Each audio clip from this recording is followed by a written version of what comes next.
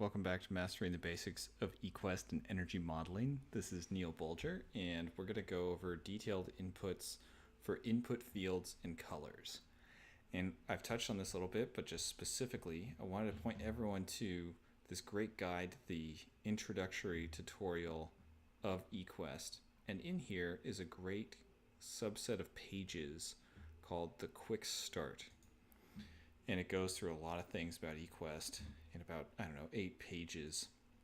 On page 24, the entire guide is a little cheat sheet on the color of text and what it means in the detailed mode. And as you might remember in previous videos, I mentioned that green is a default, and here we can see green means eQuest or Do2 default. Red is a user input. Dark blue, as we saw when we created a schedule, we'll look at an eQuest library and a text file that's saved on the installation of eQuest, and it might not pull that in unless we manipulate one of the inputs. And so if we do not manipulate an input, it will just link and point to that text file for that schedule and always show the reference as dark blue text. Some of these other ones we're now going to look at: light blue, user-defined defaults; magenta, formulas; and then purple, linked values. We're actually mostly just going to look at the light blue and the magenta values.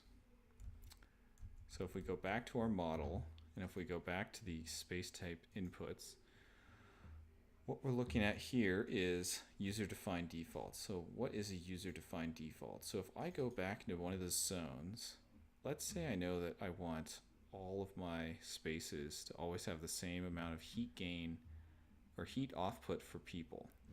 And I only want to put that in one time. Well, right now, and I know it might change. Let's say I know it might change. Right now, we can actually see that the space sensible heat gain is 250. Well, instead of typing that in every time, making it red, I could change and say, I want to make a user default. I don't want to just put in it every time. I want to actually pick this middle radio button, and I'm going to put in 263. Delete the 0. I'm going to hit OK. Well, I hit OK. We can still see it says 250. So now, though, if I restore this, I say restore the default, it goes to 263.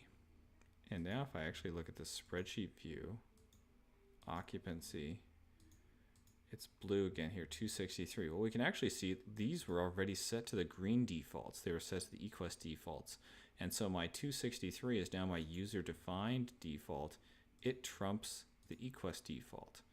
And if I start to restore the default on all of these zones, we can see they will all go blue. I'm going to copy that, paste that definition. And the nice thing now is, let's say I decide, that's the wrong number. 263 doesn't make sense. This should really be 250. Maybe I'm going to say it's 254.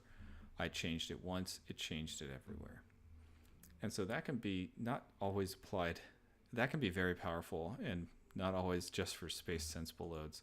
It can be more powerful for lighting. It can be used for both inputs here. It can also be used for inputs on schedules. If you know that all lighting systems are always going to use a certain schedule, you can do it that way. And that can be a way to, again, only specify one input, because now I can right-click any of these fields, change the user-defined default. I can say, no, it's going to be tied to this schedule, and boom, it changed it everywhere. So it's all about saving time. That's the goal of using these user-defined defaults. And if I don't want to do that, if I say, gosh, I really don't like that, I'm going to go back to the Do2 default. Here we can actually see now these are all undefined. So now I'd have to actually go through these. I can copy one that's red, paste it over ones that are green, leave the ones default. So now we're back to where we were. So, and this can be used on any input anywhere. So again, thermal zones, I could change this to be a user-defined default and say, well, I really want to iterate. I want to run the model many times. And I want to try it out, sizing equipment to 73 degrees. And if you actually notice, that didn't take hold in that first zone because it's still red. I only changed the user-defined default. I didn't say this is the default. So if I restore this to be default, it goes to 73. And so now again, I'm going to just paste this over the zones that are actually conditioned. Now if I want to run the model, and then I want to come back and run it at 74, I could just change one value. 74, and that's going to change the designed thermostat. The real thermostat that actually runs throughout the year is inside this schedule, which would be another user variable. So that's this idea of user-defined defaults. The other one that we could do is we could actually create a user global input field. So if I actually created a global parameter, let's call this one tstat cool. If I say this is going to be a numerical value, and this is going to be equal to 74 degrees, I've now created a global variable called tstat cool. So I now have this variable, right? It says tstat cool. And I can now apply that variable throughout the model where I need to use it. So let's say this is actually going to change, instead of the design size of my thermostat, which I have as this default value of 74. If I want to change the schedule, but not have to always open that schedule up, I can now go down and find the schedule. I could say, well, where is my thermostatic schedule? It's under cool weekday. Here it is, 76. So let's actually change 76. If I restore default, it's going to pick up 82. It's going to pick the previous value. That's the default here. Instead, let's do user-defined edit view user expression.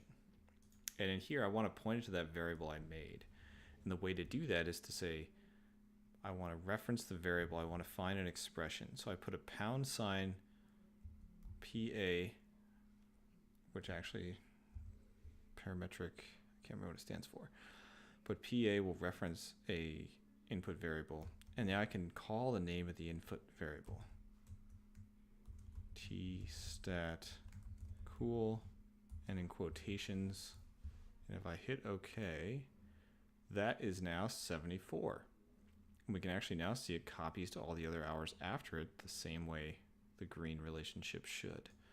So now if I ran the model, I could have it at 74. I could run it, save a copy, come in here, change this to 72, hit OK, hit run again, and now I just ran it at 72. I didn't have to go find the input schedule for cooling.